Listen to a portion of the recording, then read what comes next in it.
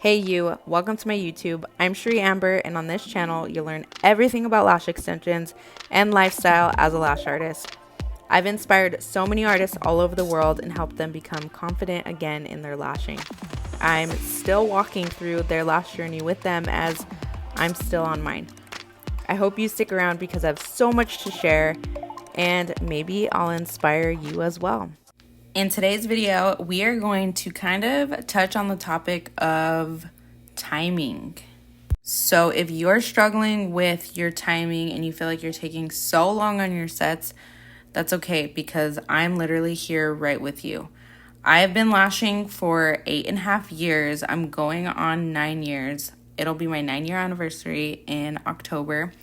But I have been struggling with this for a while now because I'm not lashing consistently and I don't have a clientele every single day. So we're going to talk a little bit more about that as we get into this video.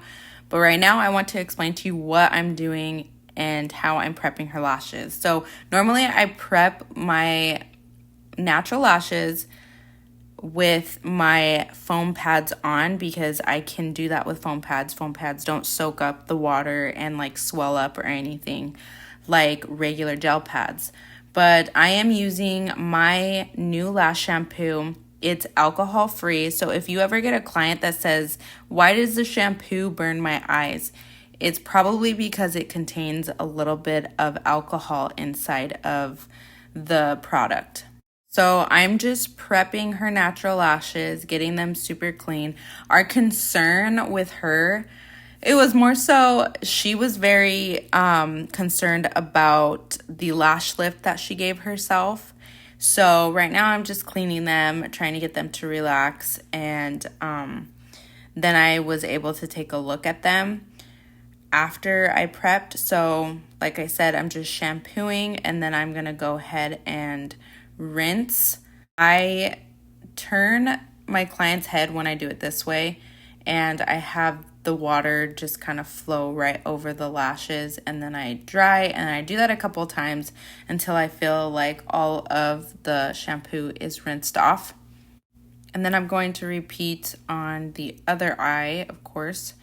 So yeah, normally you'll see in my videos when I am prepping, I tape down first with the gel, or not the gel pads. I don't use gel. I have not used gel pads for like years, probably since 2018 after I learned Mega Volume.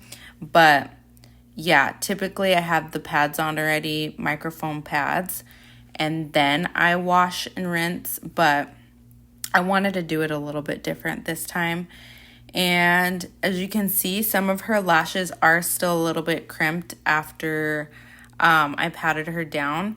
And when I pad with microfoam tape, I'm lining the water line of the client's eye. And then I'm always checking the outer corners and checking to see if there's any lashes that decided they didn't want to get taped down. I always readjust the pads.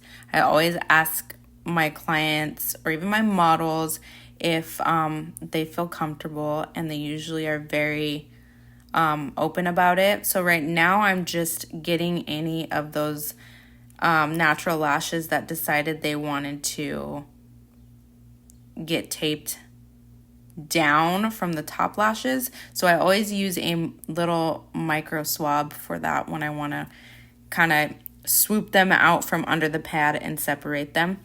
But I'm brushing through right here, and as you can see, she has a little bit of lift still. Right now I'm going in with some primer. This is a water-based primer. Like I said, there are different primers out there. There are alcohol-based and then there are water-based, and my primer is a water-based primer. So I'm just putting moisture back into the natural lashes so that application is on point, because our adhesive loves moisture. So we want to put moisture not only in the air but back into the natural lashes.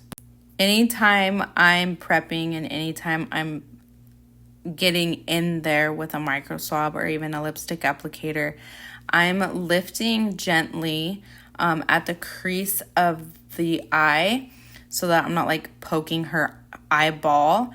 So I go into the crease and I lift the lid and I really, really get in there. I want to lift those layers up and get as many of those layers and those bases as I possibly can. So that's what I'm doing here. I'm just going through and prepping with the primer. Now I am mapping, and I do feel like I normally map in my head when I was lashing every day, but now I'm trying to get into the habit of mapping on the pad because I teach my students to be intentional. I'm trying to be a little bit more intentional, and I was very intentional about this set. We wanted to give her a certain set because she had downturned eyes. And so we wanted to lift those outer corners and give her more of a lift to her eye shape. So if you've been following me for a while, you know I like to experiment with a lot of things. And I have not used paper tape since the beginning of my lash career. I have not picked up paper tape for a really long time. So I decided I wanted to kind of use paper tape today and play around with it, see if it's something that I missed. And for sure, I will be using paper tape again. But I truly do love writing my map out on the pads because it's not like I have to think about what I'm doing, like my mapping, like I used to. I can actually just, an 8, a 9, a 10, like it's there in front of me instead of me trying to memorize it in my brain. Yeah, I like to start, when I was lashing every single day, I would always start, when it was a full set, I would always start with the inner corners and the outer corners because those were my most annoying things. Now I'm really good at inner corners, and now I gotta kind of focus on the rest of the set and doing that with the rest of the eye now because I'm like amazing at inner corners, but I'm still like not the best at outer corners depending on the natural lashes that I'm working with. But yeah, if you see, I'm going back and forth between the two eyes. So that's going to definitely help with timing because we're not looking at all of the lashes. We're just trying to get an aesthetically pleasing set, if that makes sense.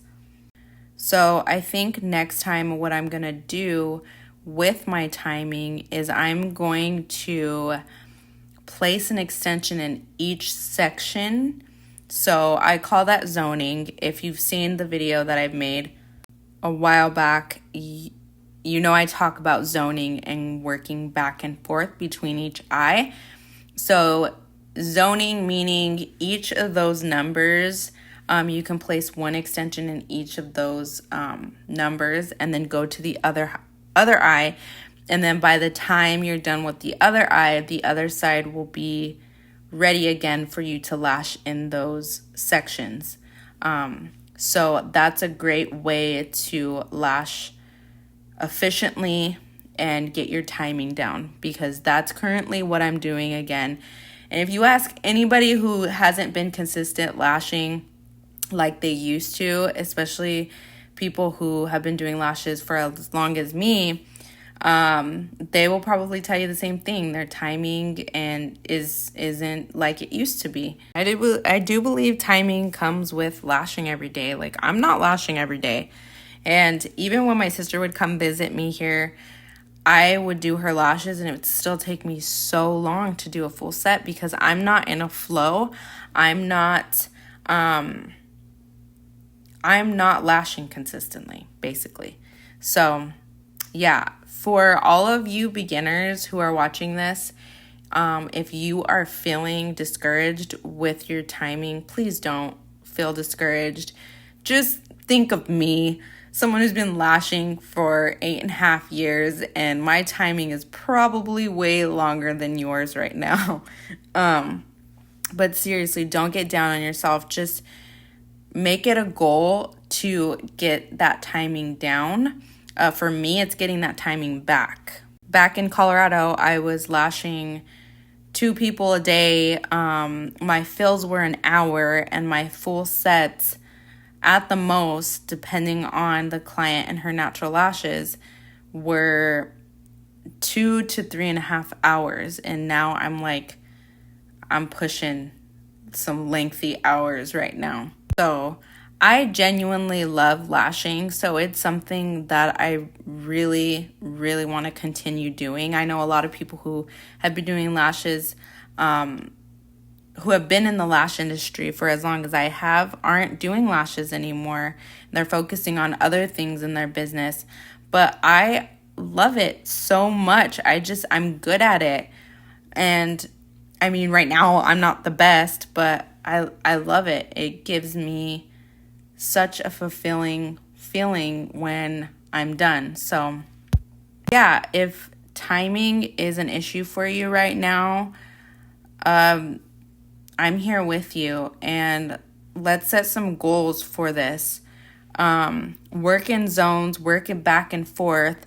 If you have 2 hours, work in that 2 hours efficiently, intentionally, and see what you get in those 2 hours. And then the next day, do another 2 hours, see if you get further.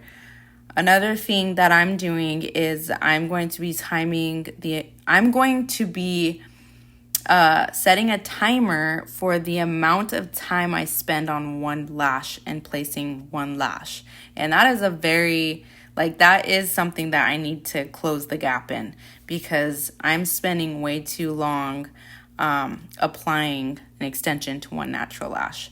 But yeah, we were talking throughout probably for the most of the time, and then she kind of had a little lash nap towards the end of this entire set. But we put in some Lumify eye drops so her eyes weren't so red, and I was pretty pleased with this set, and it came out beautiful. Her eyes are gorgeous. I just could not believe how green they were.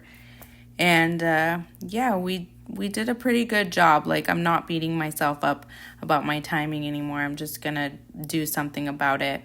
And if you do notice that there is a little bit more texture in this set, it's because of the lash lift. I did use my 0.03 CC curl lashes for this set. I used my Mia tweezers for my mega volume fanning for me pinching, and my isolation tweezers were my blue tweezers. Everything that I used in this video, I'll link it down below. Let me know if this video was helpful. Make sure you like, make sure you subscribe, and make sure you share with all your lash besties. I'm here for you. Comment down below. Like I said, let me know what you guys want to see.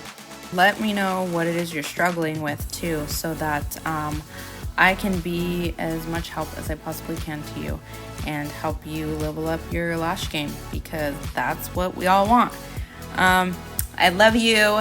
Thank you so much for being here, and I appreciate you so very much. And until next time, Lash Bestie, see you soon. Bye.